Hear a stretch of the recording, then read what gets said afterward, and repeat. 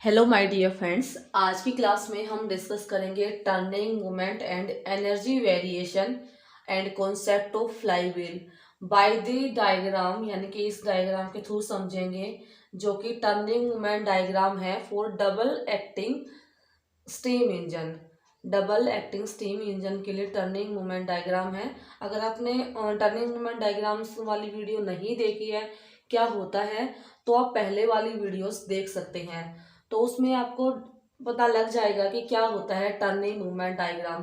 तो basically turning movement diagram एक graphical representation है क्रैंक एंगल जो कि हॉरिजॉन्टल पोजीशन पे शो किया जाता है and turning movement on a vertical axis पे शो किया जाता है।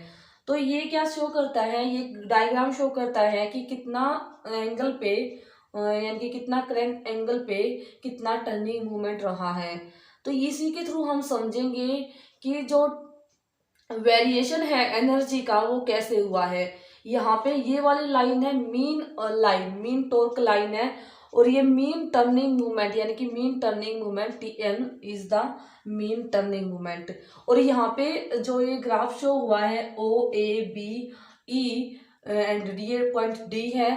तो इस तरीके से ये ग्राफ वेरी कर रहा है, क्योंकि ये डबल एक्टिंग स्टीम इंजन के लिए शो किया गया है। तो इसमें यहाँ पे देखो, जो ये हॉरिजॉन्टल हॉरिजॉन्टल इस तरीके से लाइंस जहाँ पे है ना, ये शो कर रहा है axis of energy. Axis of energy का मतलब ये है कि इस दौरान इस पोर्शन में जहाँ पे ये लाइंस मिलेंगी, यहाँ पर एनर्जी जो रहेगी हमारे पास वो ज्यादा रहेगी।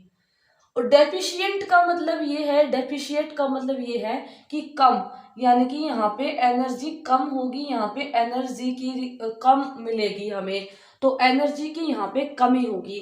तो समझते हैं कि ये जो डायग्राम है ये किस तरीके से शो किया जाता है। अब देखते हैं कि मान लो क्रैंक ने टर्न किया है एंगल ओ टू जे तक अगर क्रैंक गया है, तो इस दौरान क्या होगा। जो इंजन ने जो पावर दी है, सप्लाई करी है, वो शो हो रहा है ओ ए जे, यानी कि ओ ए जे इंजन ने पावर दी है। लेकिन अगर जो लोड लग रहा है, पूरा लोड को ओवरकम करने के लिए टोटल पावर की रिक्वायरमेंट है, वो ये है ओ आई ए जे, यानी कि टोटल हमें ये जो इतना रहेगा, इसमें हमें लोड को ओवरकम करने के लिए पावर की रिक्वायरमेंट है। तो यहाँ पे इतना तो इंजन ने हमारे को दे दिया, और इतना हमारे को जरूरत थी पूरी। हमारे पास में कमी कितने की रह गई, कमी जो ये वर्टिकल लाइन से ये जो ऊपर वाला पार्ट रहेगा ना, ओ आई ए, यानी कि ये वाला जो पोर्शन रहेगा, ये हमारे पास में कमी रहेगी। यहाँ पे इस दौरान हमारे को एनर्जी की कमी रहेगी। ऐसे ही सिमिलरली बात करते हैं कि जब क्रैंक एंगल टर्न करेगा जे टू के तक जाएगा, तो इस दौरान जो रहेगा, हमें टोटल रिक्वायरमेंट है लोड को ओवरकम करने के लिए, एनर्जी की जितनी रिक्वायरमेंट होगी वो रहेगी जे यानी कि जो नीचे वाला पोर्शन है ना, ये इतनी रिक्वायरमेंट है लोड को ओवर करने के लिए। और जो हमारे इंजन ने जो दी है ना, वो यानी कि इतनी तो, यानी कि इंजन जो दे रहा है ना, वो ये जो पोर्शन है, ये इंजन ने पावर दिया है, टोटल जो ये पावर दिया है।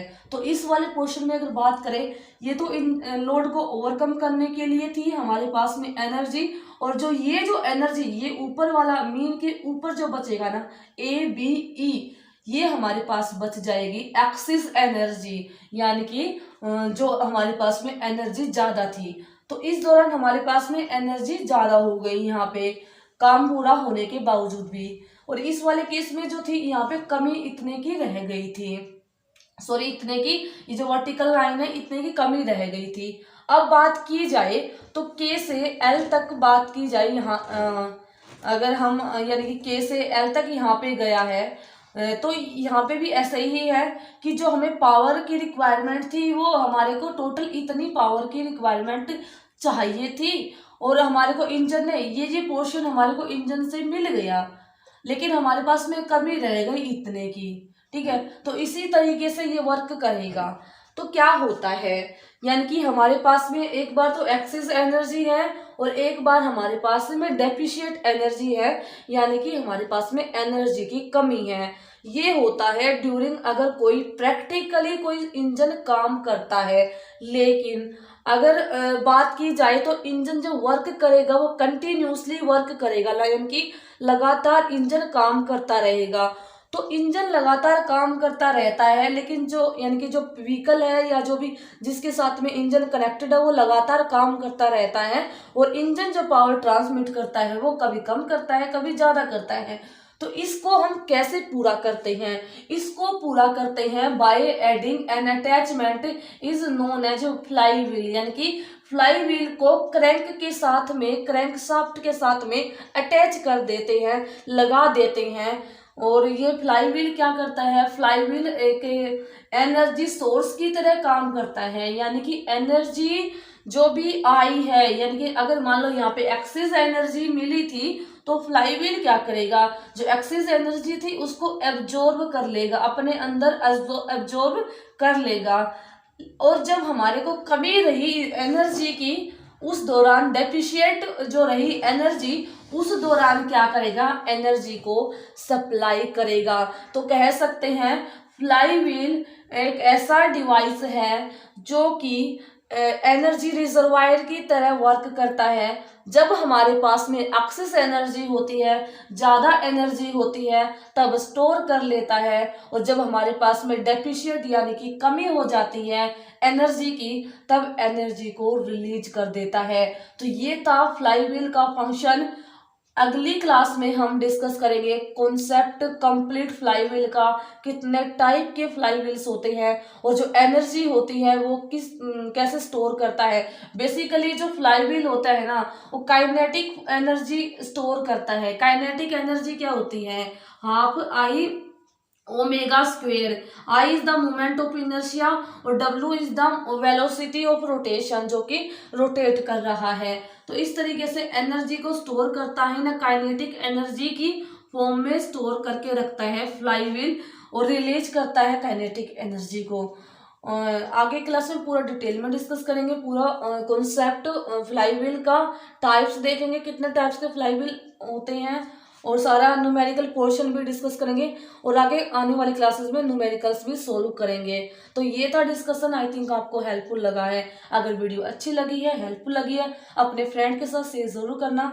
मिलेंगे एक और वीडियो के साथ में। Have a nice day.